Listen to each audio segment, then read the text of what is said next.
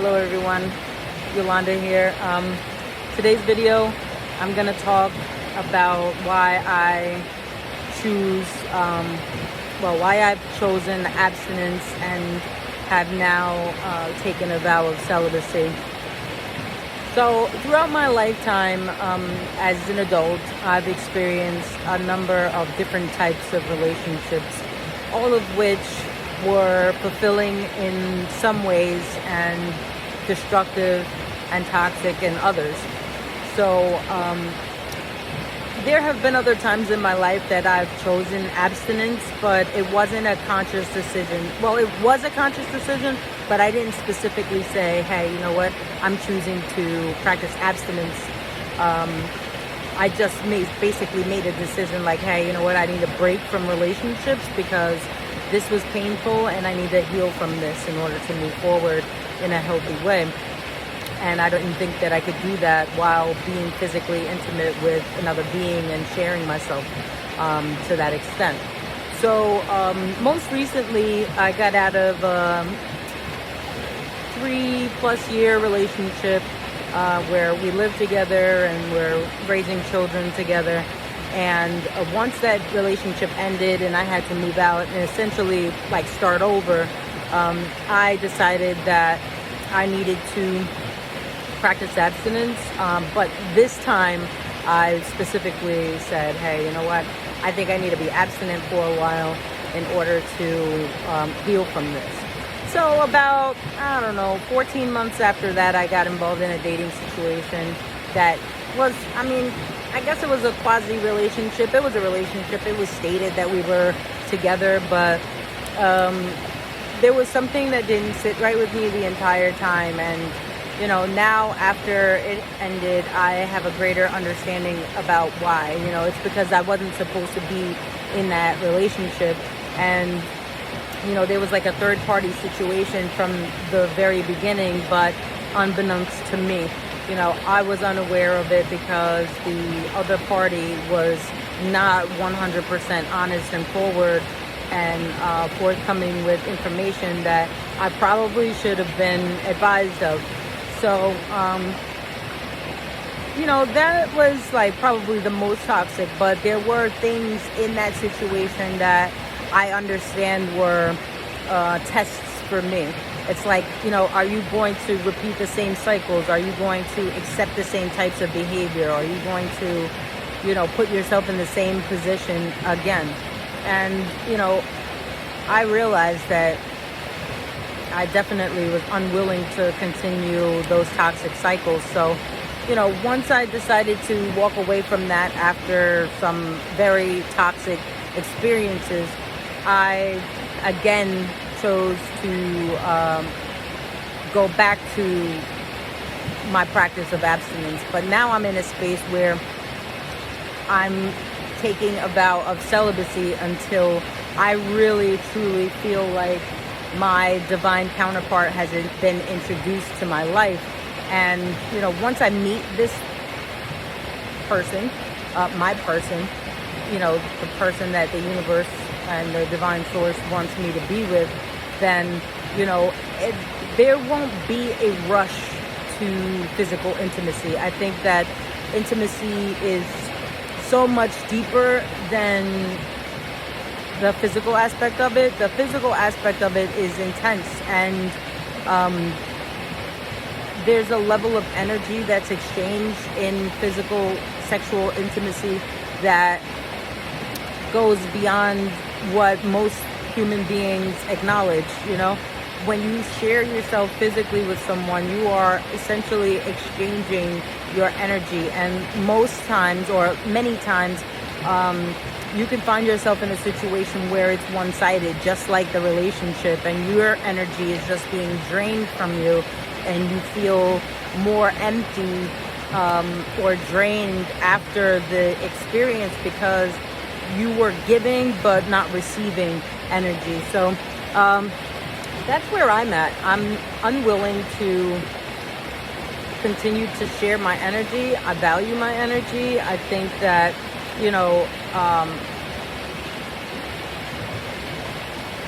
we should all value ourselves to the extent where, we're unwilling to just share our bodies with another being without really genuinely knowing them, or at least having like an intense spiritual connection, because the amount of spirituality that's transcended through physical sexual intimacy is extreme, and the experience should be one that is otherworldly, because your energy is otherworldly. We are just in this human experience. So when your spirits connect and there's that intense exchange of energy, it should be with someone that is worthy of it.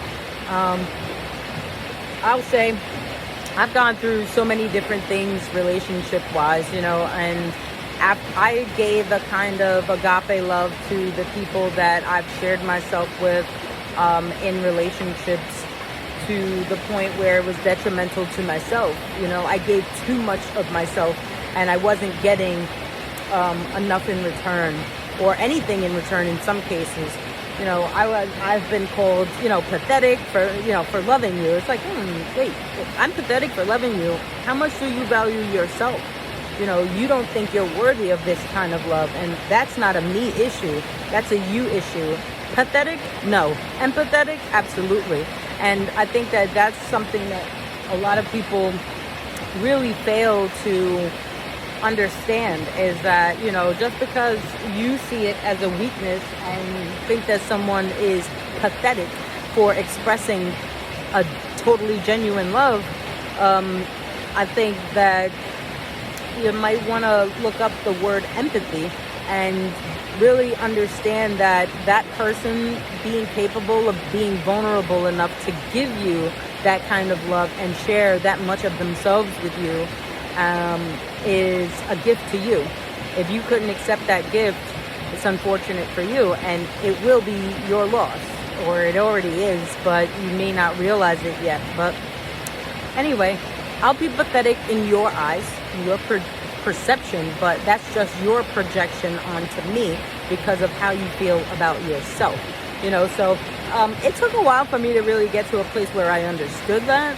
And I'm just grateful that the divine has put me in a position to be able to discern those things now, and look back and reflect on past experiences, and really get the deeper lessons from them that I was meant to get from it. So now I'm in a space where the next person who really gets to enjoy my being, my soul experience will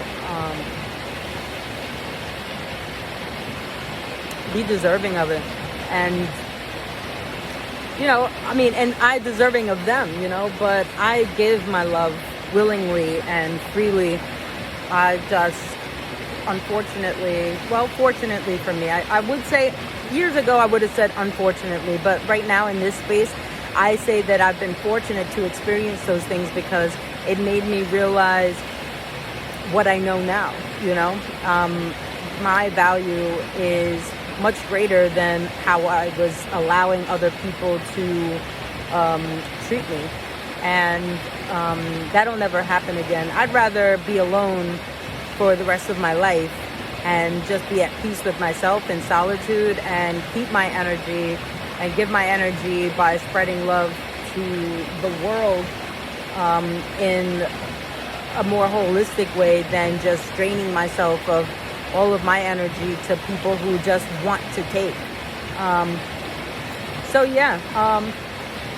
I've taken a vow of celibacy, and oh my gosh, it feels like when I stopped eating meat, it's like, it wasn't necessary. Why was I doing this to myself all those years, So there's a nice revelation in that, and realization. I know a lot of people, are like, wait, you're still not having sex? And I'm just like, yeah, no, I said I wasn't going to have sex until, I really meet my person, and I meant it, I've done that before, and it's done no good. It just drains me of my energy and puts me in a a spiritual space, an emotional space, a mental space, even a physical space that's so totally unhealthy. And I'm unwilling to continue to carry on in that way. But anyways, there are a few benefits to practicing abstinence and or now celibacy for me that I'd like to share. I feel lighter. I feel more focused. I feel more energized. I feel happier and more at peace with myself. And I feel valued by myself. I don't need another person to make me feel loved. I don't need another person to make me feel attractive or desirable. I know that I'm desirable. My spirit is bright. And that's not me being arrogant. That's me just having a knowing that I was placed on this planet for a reason. And this experience thus far in the 41 years that I've been here has been very trying, but now that I've been able to, or now that I'm in a space to really just come to terms with why I've experienced all of those things, I'm in a better space. So, I think that a lot of that clarity came from not giving so much of myself and not draining all of my energy and putting so much effort and energy into people who were just taken from me. That was taking clarity away from how I saw things and how I did things and how I moved in the world. So, there were so many things that I realized after that. I left my career behind.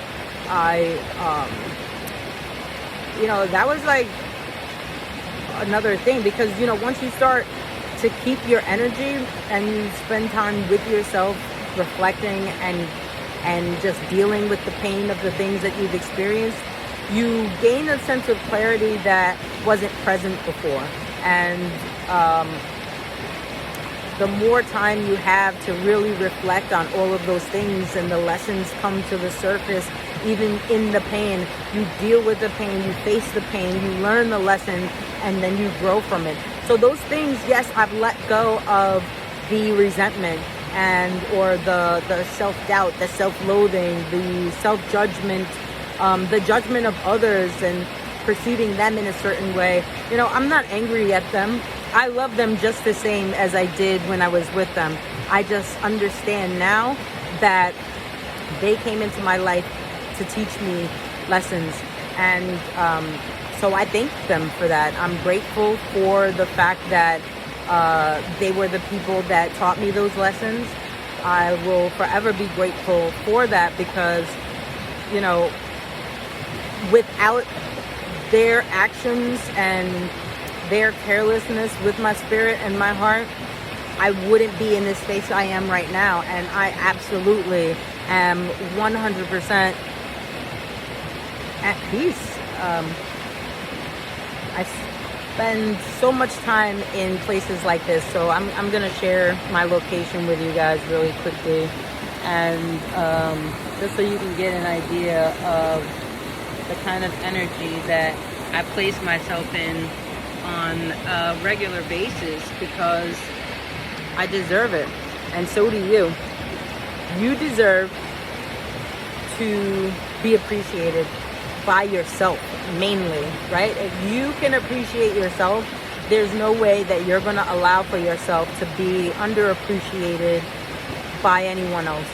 I see me, and the next person that gets to share in my energy to that extent is going to see me as well.